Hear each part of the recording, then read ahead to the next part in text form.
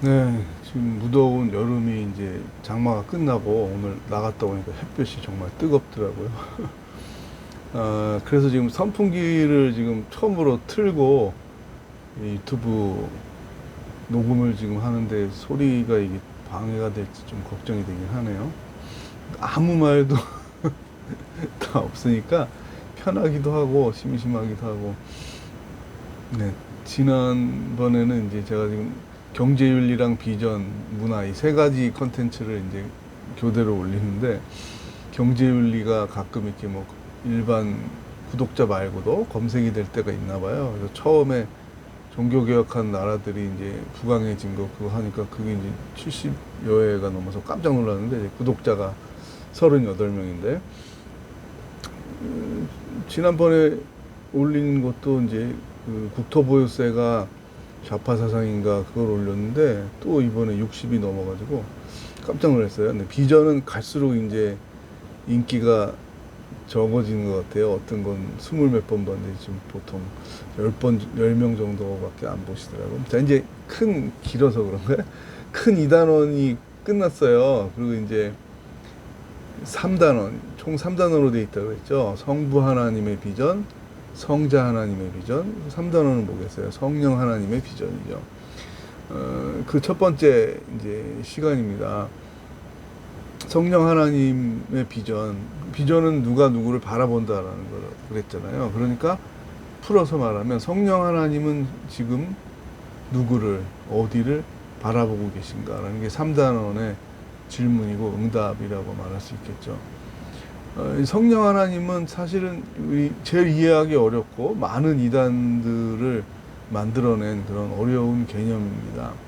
삼위일체라는 말은 이 등급 1등, 2등, 3등이라는 말이 아니다. 일체, 같은 질을 가진 분이 세 분이 존재한다. 근데 다신교는 아니다라고 내가 설명을 드렸어요.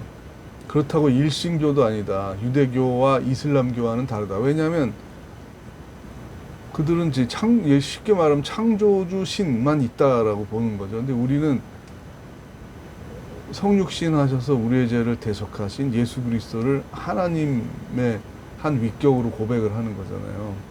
근데 거기에는 계시를 믿음으로 받아들이고 나중에 해석을 해보면 그 이유가 있는 거예요. 뭐냐면 예수님이 우리의 죄를 모든 인류의 죄를 사해 주신다. 그럼 사람 이상의 존재가 돼야 되잖아요. 짐승을 죽이거나 사람을 한 명 죽여서 전 인류의 죄를 사한다. 이럴 수는 없는 거잖아요. 근데 하나님은 죽을 수 없는 존재잖아요. 근데 하나님이 유일하신 존재인데 생각해 보세요. 잠깐만. 하나님이 딱 한 존재가 있는데 그분이 사람이 돼서 죽었어요. 죽는다라는 건 존재가 없어진다는 거잖아요. 그러면 이제 그걸로 끝인 거잖아요. 다시 살릴 수 있는 주체가 없잖아요. 사람이 살려요? 뜻을 모아서? 우리 기독교는 신이 죽으면 우리 사람들이 모여서 기도해서 살릴 것이다. 이렇게 출발한 종교예요? 아니거든요. 계시는 위로부터 내려오는 거잖아요. 우리의 생각, 경험, 아이디어, 제안을 담은 게 아니란 말이에요. 계시는 우리의 노 아이디어예요. 우리는 생각 없어요.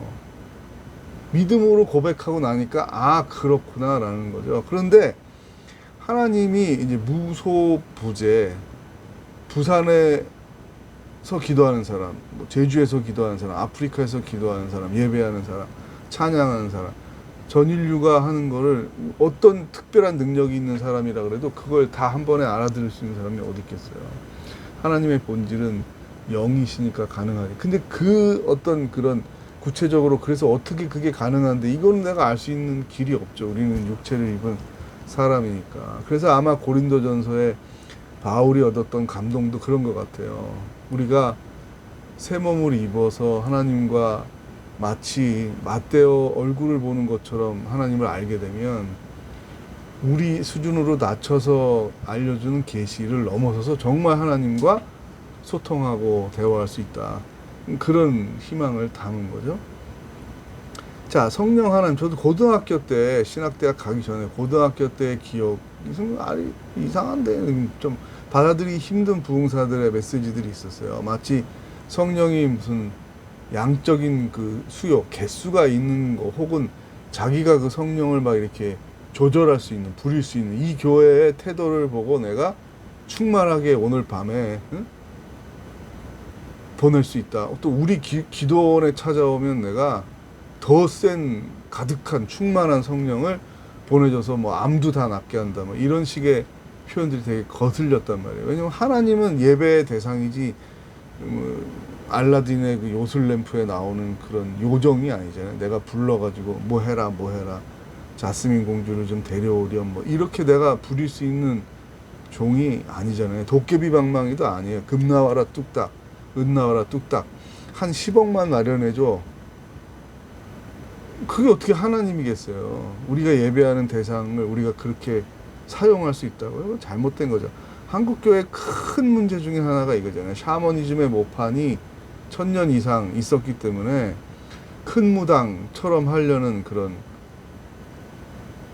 소위 처음에는 안 그랬겠죠. 은사가 있거나 무슨 큰 교회를 이루거나 할 때 이단에 빠지는 사람들도 나오게 된 게 성령을 잘못 해석하고 있는 거죠. 성령 하나님은 특별한 은사가 있는 사람에게만 작용하는, 역사하시는 그런 분이 아니에요. 임재죠, 임재. 작용이라는 말도 잘못된 거죠.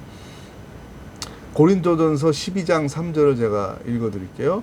성령으로 아니하고는 누구든지 예수를 주시라 할 수 없느니라. 그리스도인이 됐다는 것은, 다 기독교인이 됐다는 것은 성령의 감동과 성령의 내주하심과 성령의 인도하심이 있는 거죠. 그런데 부흥사들이 이 교회에 성령 받은 사람 손 들어봐. 한 3분의 1이 채 안 들더라고요. 그러니까 막 야단을 반말식으로 야단 맞은 기억이 나요. 이 교회에 문제가 있다고. 새벽에 감사원금들 들고 나오라고, 내일. 그럼 내가 성령을 충만하게, 전 교인이 다 성령을 받아야지 이게 뭐야 막 이러면서 한 기억이 나요. 그리고 제가 더 관심 있게 공부를 한 거예요. 신학대학에 가서. 잘못된 거죠. 성령 하나님은 예수 그리스도를 증거하고 성부 하나님의 뜻을 우리 인간이 특별히 역사에 실현시키는데, 우리 인간의 이 악함이나 약함이나 미련함 이런 것들을 극복하게 하는 보혜사라고 설명하고 있어요. 옆에서 위로하고 돕는 이런 뜻이란 말이에요. 그런데 본질은 내 조수가 될 수 없어요. 내 종이 아니에요. 내가 아무리 뛰어난 존재가 돼도 성령은 하나님이에요. 그래서 붙이는 연습이 필요해요. 성령 하나님, 성자 하나님, 성부 하나님. 이 세 분은 삼위일체 하나님이에요. 나의 예배의 대상이에요. 내 조수가 될 수 없어요. 내 비서실장이 될 수 없어요. 도깨비 방망이가 될 수 없어요. 이게 비전의 아주 중요한 요소입니다. 성령 하나님이 우리를 바라보시고 이 땅의 필요를 바라보시고 상황을 바라보시고 내가 무엇으로 내 뜻을 이루어주면 좋겠다.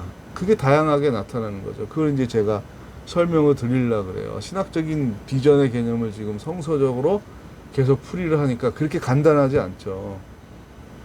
그래서 10몇 강까지 가야 되니까 아마 지치거나 지루해서, 혹은 뭐 알림 설정을 뭐 나도 모르겠어요. 한 번도 내가 구독하세요, 알림 설정하세요 말해본 적도 없잖아요. 솔직히 나는 어떻게 하는지 몰라요.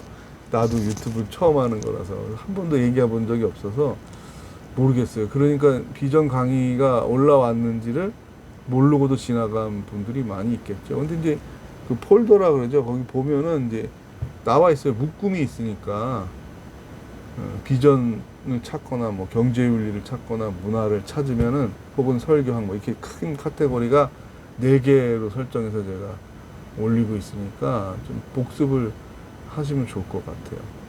또 특별히 이제 청소년을 두는 학부모가 이걸 들으셨다면, 혹은 청소년을 둔 조부모가 이 강의를 들으셨다면 그들과 대화하는 데 좋은 재료가 될 수 있죠. 자, 오늘 중요한 건 뭐예요? 성령은 하나님이다. 이 역사를 바라보신다. 그러니까 인간의 삶에 참여하고 싶은 거예요. 그렇다고 기계적으로 맘대로 하시는 건 아니에요. 그렇다면 인간의 헌신이나 신앙 고백이 하나도 필요가 없게 되겠죠. 근데 사도행전 2장에 보면 성령 하나님을 설명하고 있는데, 첫 번째 불의 이미지로 표현을 하고 있죠. 2장 3절에서. 근데 불은 뭐예요? 악함을 태우는 회개의 상징이잖아요. 나쁜 거, 죄를 다 태워버리는 나쁜 습관, 나쁜 말버릇들, 나쁜 행동들 나쁜 사고방식들 이거를 태워서 이기적이고 탐욕적이고 내 뜻대로 하던 것을 하나님의 뜻대로 한다라는 의미가 있는 거예요. 근데 두 번째는 뭐예요? 언어로, 음성으로 나타나죠. 근데 언어는 소통하기 위한 거잖아요. 자기의 뜻을 말하고 사랑하고 관계를 맺고 설득하고 설명하고 좋은 길로 인도하고 이런 건데, 자, 바벨탑이라는 거는 탐욕을 제어한 거잖아요. 탐욕으로 하늘 끝까지 쌓아서 우리가 하나님과 겨뤄보자 이런 마음을 가졌으니까 인간의 언어를 흩으셨다라고 표현을 하고 있어요. 인간의 능력을 무제한으로 줄 수 없었다라는 얘기죠. 그것의 상징이라고 저는 해석을 해요. 120세로 수명을 제한하는 것도 마찬가지 문제겠죠. 200년, 300년, 500년 살면 안 죽고 좋지만 대부분의 사람들이 악하고 미련한 생각들을 가지고 있기 때문에 악한 권력과 악한 생각들을 가진 사람들이 400년, 500년, 1000년을 산다면 인류 사회가 어떻게 되겠어요. 그러니까 수명을 제한하는 거죠. 여러분, 지금 언어가 일치된 다락방 사건을 보여줬잖아요. 그 오순절 다락방 사건에서. 그 뭐예요? 이제 바벨탑에서 분열됐던 언어가 이제 통합이 되는 과정으로 성령께서 인도하신다. 이건 뭘 말하는 거겠어요? 예수 그리스도를 증거하는 게 예루살렘을 넘어서서 온 세계를 향해 간다는 거예요. 사도행전 1장 8절에 그래서 이제 공간을 뛰어넘고 혈연을 뛰어넘는 민족의 한계, 유대인이라야 됩니다. 이스라엘 민족이라야 됩니다. 예루살렘이어야 됩니다. 이 지역주의와 혈연을 극복해서 세계로 나아가게 되는 계기가 이 인식이잖아요. 오순절 다락방 사건. 각자의 언어로 말하는데 소통이 된다. 마음의 뜨거움과 감동이 있었다. 그래서 지금도 방언으로 세계 선교의 사명과 또 그것뿐만 아니라 여러 가지 다양한 섬김의 선교 사역은 꼭 예수 천당 이것만 포함되는 게 아니잖아요. 다양한 교육, 또 의료, 그다음에 지금은 문화 선교의 시대라고 또 말하죠. 또 다양한 여러 교류를 통해서 또 평신도 사역, 의사로서 종교인 비자가 안 나오는데 간 제 제자들도 여럿 있어요. 가서 그런 사역들을 하고 또 엔지니어로서도 가서 그런 사역들을 하는데, 이게 과거 같으면 언어가 다른 민족이 들어오면 침입자다 그래서 죽였잖아요. 지금처럼 개방이 돼 있는 인류 역사가 100여 년밖에 안 되는 거예요. 100년도 채 안 되는 거죠. 자유롭게 여행을 다니고 문화 교류를 할 수 있는 건 뭐 불과 한 60년, 70년 이 정도밖에 안 됐잖아요.